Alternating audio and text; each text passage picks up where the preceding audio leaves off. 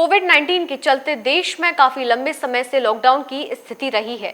ऐसे में अन्य राज्यों की सीमाएं सील रही हैं। सीमा सील होने के कारण यहां की रोडवेज की बसों का आना जाना भी बंद रहा है। ऐसे में सीमाएं सील होने का फायदा कुछ अधिकारियों और ट्रांसपोर्टरों ने जमकर उठाया है और अभी भी उठा रहे हैं।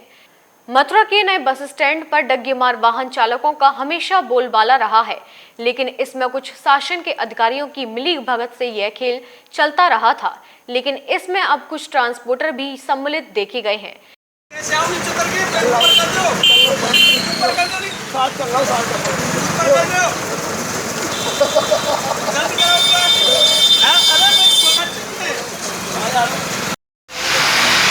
अरे रुको, बात अरे सुनो इधर आओ। अरे बात इधर आओ।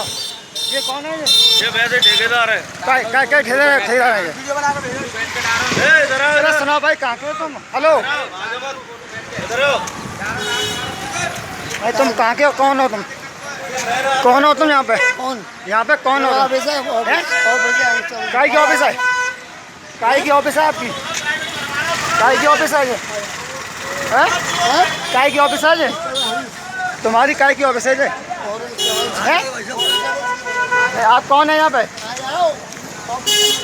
यूपी रोडवेज और राजस्थान रोडवेज के बीच बसों के आने जाने पर इस समय प्रतिबंध लगा हुआ है, लेकिन कुछ ट्रांसपोर्टरों की मिली भगत से राजस्थान की बगैर परमिशन से बसों को नए बस स्टैंड के सामने खड़ा कर दिया जाता है और मनमानी तरीके से सवारियों को भरकर उनकी जेब पर डाका डाला जाता है।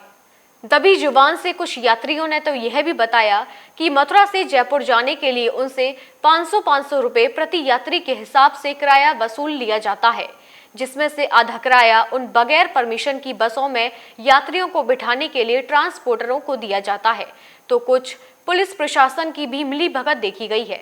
जब इस मामले में वहां पर ठेकेदार बने ट्रांसपोर्टरों के गुर्गे कैमरे के सामने बोलने में असमर्थ रहे और वह चलते बने। उन्होंने सिर्फ कैमरे के सामने यही कहा कि हम ट्रांसपोर्टर हैं, हम बस खड़ी करवाते हैं।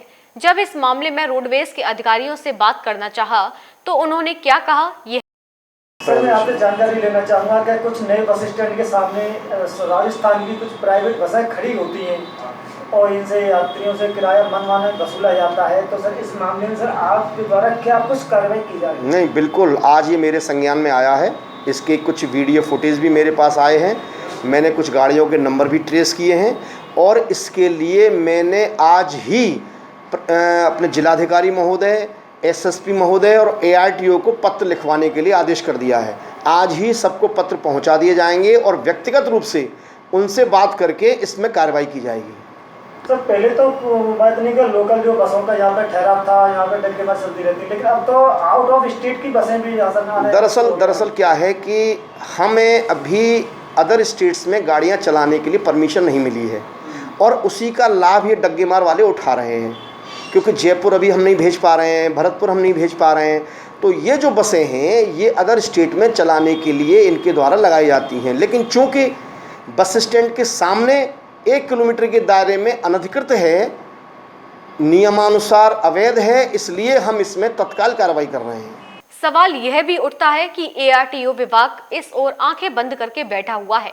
राजस्थान की प्राइवेट वाहन मथुरा बस स्टैंड पर आकर खड़े होते हैं और सवारियों को भरकर ले जाते हैं, या फिर यही कहा जा सकता है कि सब शासन और प्रशासन और ट्रांसपोर्टरों की मिलीभगत से यह खेल चल रहा है। अब देखना होगा कि इन यात्रियों की जेब कब तक कटती रहेगी और शासन प्रशासन की नींद कब खुलेगी। न्यू न्यूज़ के लिए राजेश सोलंकी की विशेष रिपोर्ट।